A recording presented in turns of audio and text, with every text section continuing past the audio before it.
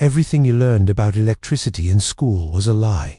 And I'm going to prove it to you in the next 20 minutes using nothing but a simple light bulb, some basic logic, and a truth that physicists have been quietly nodding about for decades, while the rest of us were taught complete nonsense. You flip a switch, the lights come on instantly.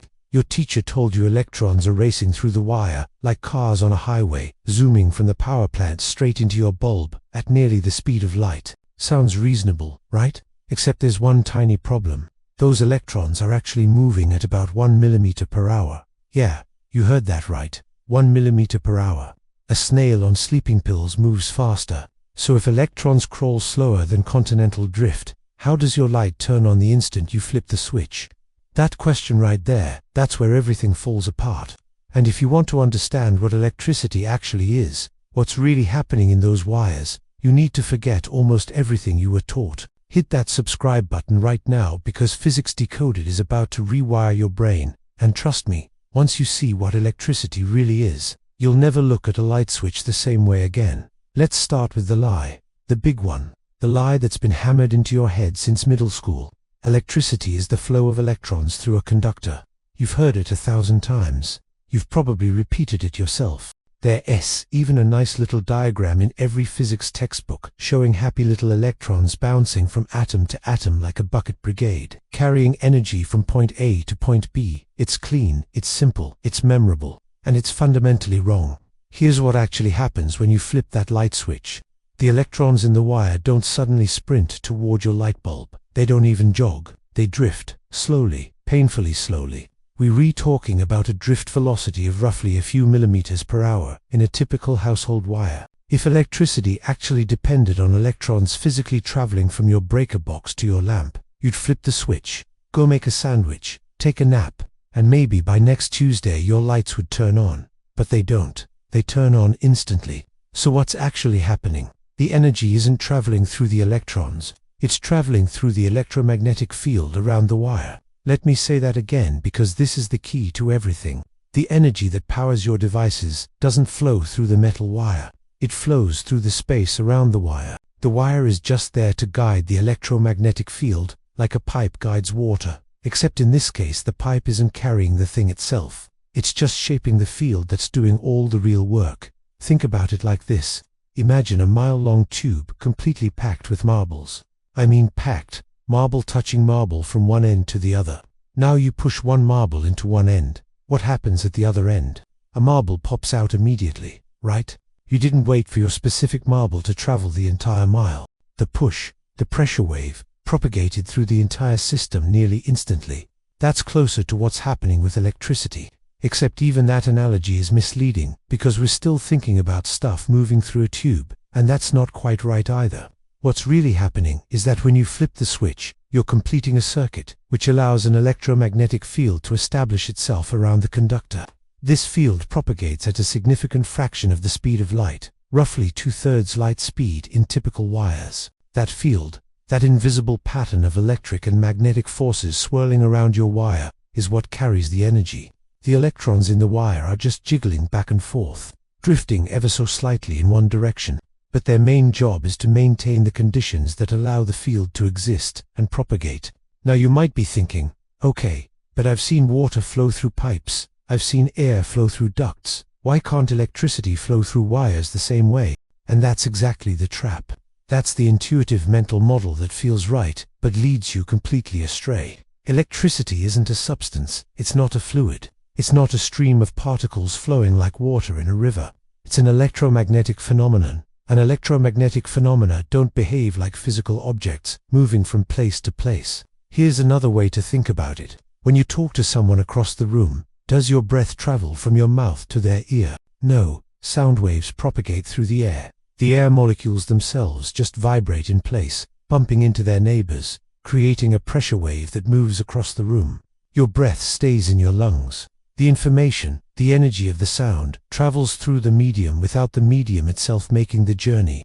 Electricity works on a similar principle, except instead of air molecules bumping into each other, you've got electric and magnetic fields doing an intricate dance in the space around the conductor. But here's where it gets even weirder. And I want you to really sit with this one, because it is going to sound absurd until you think it through. The energy that powers your phone, your computer, your refrigerator, doesn't actually flow through the metal wires. It flows through the insulation around the wires, or more accurately, through the electromagnetic field in the space immediately surrounding the conductors, which often happens to be where the insulation is. There's a physicist named John Henry Poynting who figured this out back in the 1880s. He came up with something called the Poynting vector, which is a mathematical way of describing the direction and magnitude of energy flow in an electromagnetic field. And when you actually calculate the Poynting vector for a simple circuit like a battery connected to a light bulb with two wires, you find that the energy is flowing through the space around and between the wires, not through the copper itself. The copper is just there to create the conditions for the field. It's like railroad tracks. The train is the energy in the field. The tracks are the wires. The train doesn't travel inside the metal of the tracks. The tracks just guide where the train can go. Let me give you a concrete example. Take a standard power transmission line, the big ones you see hanging between towers. Engineers will tell you that most of the energy is actually propagating through the air between the wires, guided by the electromagnetic field that the wires create. The wires themselves are just conduits for the electrons that generate and maintain the field. If you could somehow measure the energy density at different points around a transmission line, you'd find the highest energy density, not in the metal, but in the space between the conductors where the electric and magnetic fields are strongest. This isn't some fringe theory. This is mainstream physics. But it's not what you learned in school, because teaching it properly requires understanding Maxwell's equations, electromagnetic field theory, and a level of mathematical abstraction that doesn't fit neatly into a high school curriculum. So instead, teachers go with a simple story. Electrons flow like water. Flip the switch. Electrons run to the bulb. Bulb lights up. It's wrong, but it's easy, and for most practical purposes, it gets you close enough to the right answer that nobody bothers to correct it. Except here's the problem. When you base your understanding on a fundamentally flawed model, you end up confused when you encounter anything that doesn't fit the model. Why does AC power work differently than DC? Why do we use transformers? Why does the thickness of a wire matter? Why do high-voltage power lines use such high voltages in the first place? If you think electricity is just electrons flowing like water, these questions don't have satisfying answers. But if you understand that electricity is really about electromagnetic fields propagating through space, suddenly everything clicks into place. Let's talk about alternating current for a second. In your house right now, assuming you're in the US, the electricity coming out of your wall sockets is alternating at 60 cycles per second. That means the electric field, and the drift of electrons, is reversing direction 60 times every second. The electrons aren't going anywhere. They're just sloshing back and forth in place, oscillating like a mass on a spring. And yet, your devices work perfectly fine. Energy is still being delivered. How? Because the energy isn't in the motion of the electrons. It's in the oscillating electromagnetic field that those sloshing electrons create and sustain. Think about a wave in the ocean. The water itself isn't traveling across the ocean. The water molecules are mostly just moving up and down as the wave passes through. But the energy of the wave absolutely does travel across the ocean. A surfer in California can ride a wave that was generated by a storm near Japan. The water from Japan didn't travel to California. The energy did, propagating through the medium of the ocean. Electricity is the same idea, except the medium is the electromagnetic field, and the wave is oscillations in that field. Now let's address the obvious question. If the electrons are barely moving, why do we even need them? Why not just have the electromagnetic field without any conductors at all? Well, you can. That's called wireless power transmission, and it exists. Radio waves, microwaves, these are electromagnetic fields propagating through space without any wires at all. But there's a problem. Electromagnetic fields spread out, they diffuse, they lose intensity as they travel. If you want to send a lot of power from point A to point B efficiently, you need to constrain the field, guide it, keep it focused. That's what wires do. The electrons in the wire create boundary conditions that force the electromagnetic field to propagate along a specific path rather than radiating out in all directions. Here's another brain-bending fact. The speed at which energy propagates down a wire isn't determined by the electrons. It's determined by the dielectric properties of the material around the wire. In a vacuum, electromagnetic waves travel at the speed of light. In a material, they travel slower, and how much slower depends on the permittivity and permeability of that material. So if you change the insulation around a wire, you actually change how fast electrical signals propagate down that wire, even though the copper and the electrons inside haven't changed at all. This has real-world implications. Engineers designing high-speed circuits, the kind you'd find in a modern computer processor, have to carefully account for the fact that signals don't propagate instantly. Even though we're talking about distances of millimeters, at gigahertz frequencies, those tiny delays matter, and the speed of propagation depends on the properties of the insulating materials between and around the conductors, not on the metal itself. If you thought electricity was just electrons flowing through metal, none of that would make any sense. Let's go deeper. What even is an electron? You probably picture a tiny ball, a little particle zipping around, but that's not quite right either. In quantum mechanics, electrons aren't really particles in the way you think of particles. They're excitations in a quantum field. They exhibit both wave-like and particle-like behavior, depending on how you measure them. When an electron moves through a conductor, it's not like a marble rolling down a tube. It's more like a ripple in a pond, a disturbance in the electron field that has properties we associate with particles, like charge and mass, but also properties we associate with waves, like interference and diffraction. And here's the kicker. When we talk about electric current, we're not even talking about individual electrons. We're talking about a collective behavior of an incomprehensible number of electrons, something like 10 to the power of 23 electrons in a typical piece of wire.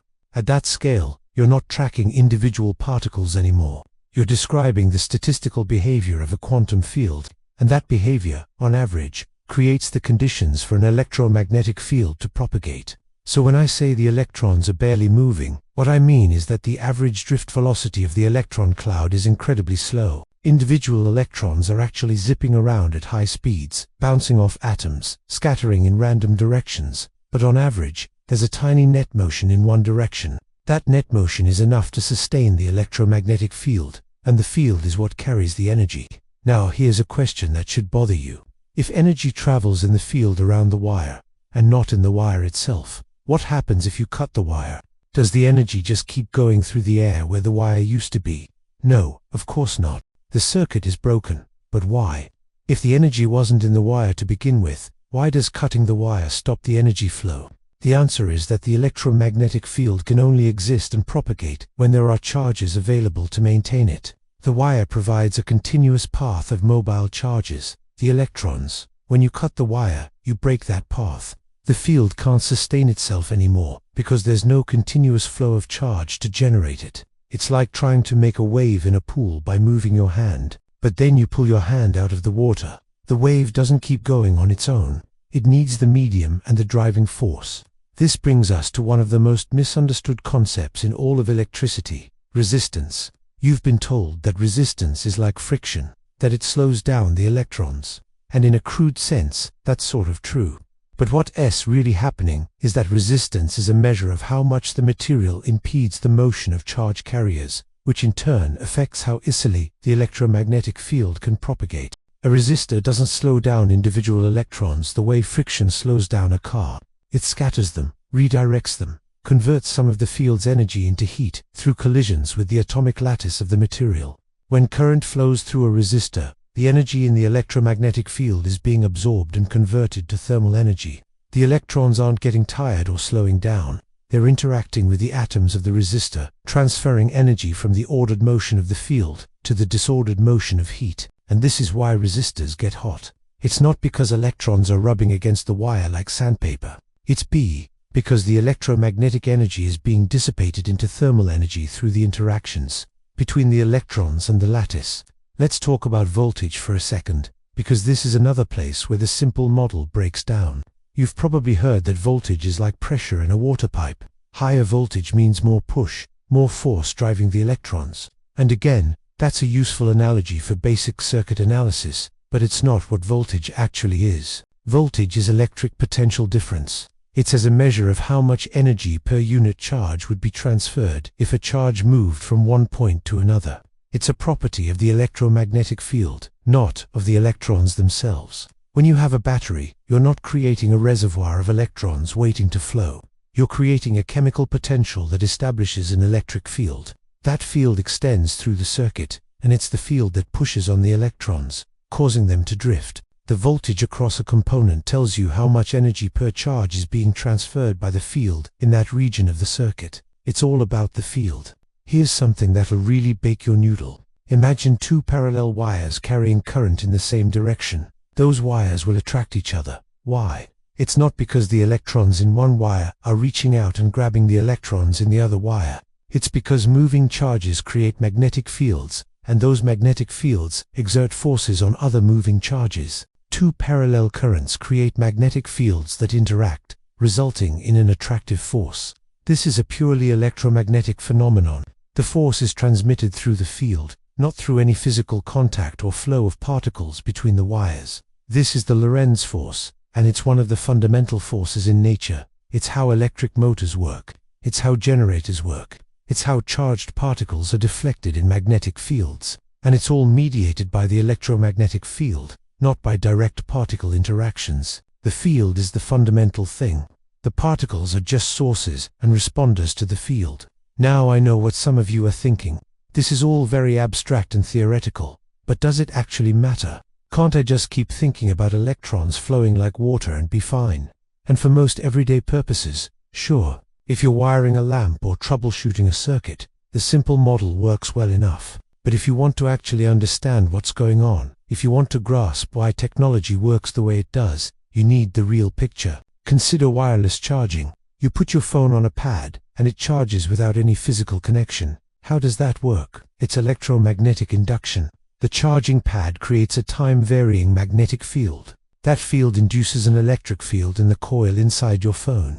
That electric field drives current, which charges the battery. At no point are electrons jumping through the air from the pad to the phone. It's all field. The energy is transmitted through the electromagnetic field in the space between the devices. Or think about how antennas work. You send an electrical signal into an antenna, and it radiates electromagnetic waves that can travel across the world. Those waves carry energy and information through empty space. No wires, no particles moving from transmitter to receiver. Just the self-propagating oscillation of electric and magnetic fields, dancing together in a pattern described by Maxwell's equations. James Clerk Maxwell, by the way, is the guy who figured all this out in the 1860s. He realized that electricity and magnetism weren't separate phenomena, but two aspects of the same underlying field. He wrote down 4 elegant equations that describe how electric and magnetic fields are generated, how they interact, and how they propagate through space. And buried in those equations was a stunning prediction. Electromagnetic waves should exist, and they should travel at the speed of light. He had unified electricity, magnetism, and light into a single coherent framework. It's one of the greatest intellectual achievements in human history, and most people have never heard of it. Maxwell's equations are what engineers use to design everything from power grids to smartphones. And those equations don't describe electrons flowing through wires like water through pipes. They describe fields propagating through space, with charges and currents as sources and responders to those fields. That's the real physics. That's what's actually happening. So why do schools teach the wrong model? Honestly, it's a combination of historical inertia and pedagogical convenience. The water flow model of electricity predates Maxwell. It was how people thought about electricity in the early days, before anyone understood field theory. And it's intuitive. Everyone understands water flowing through a pipe, so it became the standard way to introduce the topic. By the time Maxwell came along and revealed the true nature of electricity, the educational system was already locked in. And changing a curriculum is hard, especially when the correct explanation requires math and concepts that most students aren't ready for. But here's the thing. We're not living in the 1800s anymore. We have visualizations, simulations, better teaching tools. We can do better. We can teach people what electricity actually is, without dumbing it down to the point of falsehood. And more importantly, we can teach people to question the simple stories they're told and dig deeper. That's what this channel is about. Physics Decoded isn't here to just repeat the same oversimplified explanations you got in school. We're here to show you what's really going on, to peel back the layers and reveal the beautiful, weird, sometimes counterintuitive truth underneath. Because the universe doesn't care about what's easy to understand. It is what it is. And honestly, the real story is way more interesting than the fake one. So let me bring this all together. Electricity isn't the flow of electrons through a wire. It's the propagation of electromagnetic fields through space, guided by conductors. The energy that powers your devices travels in the field around the wires, not through the metal itself. Electrons drift slowly, but the field propagates at a significant fraction of light speed. Voltage, current, resistance, all of these concepts are really about properties of and interactions with the electromagnetic field. And once you see electricity this way, 1,000 things that seemed mysterious or arbitrary suddenly make perfect sense. The next time you flip a light switch, I want you to pause for just a second and appreciate what's actually happening. You're not sending electrons on a race to the bulb. You're completing a circuit that allows an electromagnetic field to establish itself. A field that extends through space at incredible speed, carrying energy in the invisible dance of electric and magnetic forces. You're wielding one of the fundamental fields of nature. The same field that holds atoms together, that makes chemistry possible, that carries light across the universe. That's what electricity really is. If this blew your mind, do me a favor. Drop a comment right now and tell me what other physics lies you were taught in school. What other topics do you want us to decode? And share this video with someone who still thinks electrons flow like water. Let's spread some actual understanding. And here's the thing, we've only scratched the surface. There's so much more to explore. Quantum effects in conductors, superconductivity, the role of relativity in electromagnetism, the deep connection between gauge symmetry and conservation laws. This rabbit hole goes deep, and Physics Decoded is going down it. So subscribe, hit the bell, and come along for the ride. Because if they lied to you about electricity, what else did they get wrong? Let's find out together. The truth is out there, hiding in the fields.